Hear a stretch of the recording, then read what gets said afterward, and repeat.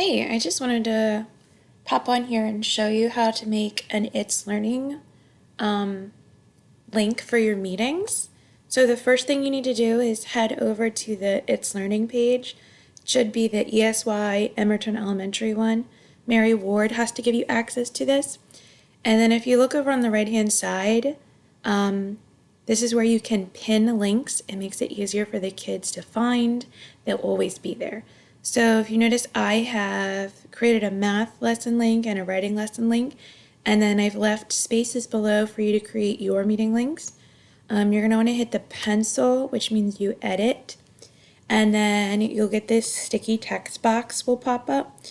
If you scroll down, there's going to be dual scrolls. So if you scroll down, you'll be able to see where you can edit things in the box, and then you'll go to the second spot right here and scroll down to your phonics lesson. And then if you click the cursor right here below, and then if you click the word where it says more options, there's going to be a special button that says Microsoft Teams Meetings right here. It looks like this with the little Teams logo. If you click that, it opens up a box for you to make a meeting. You'll click sign in. It should log you in automatically. If not, you might have to put in your HCPS login credentials. You'll hit create meeting link. You can title it whatever. If it's your phonics meeting, you might put phonics.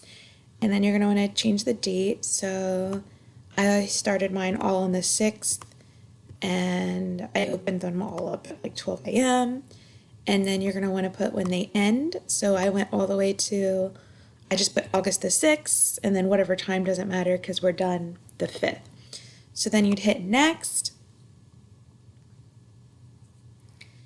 And then before you hit create, you want to check out more options just to make sure it's to your liking.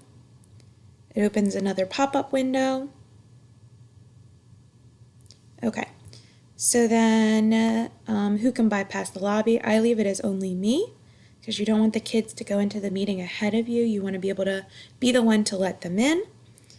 The only other thing that I change on here is the allow meeting chat.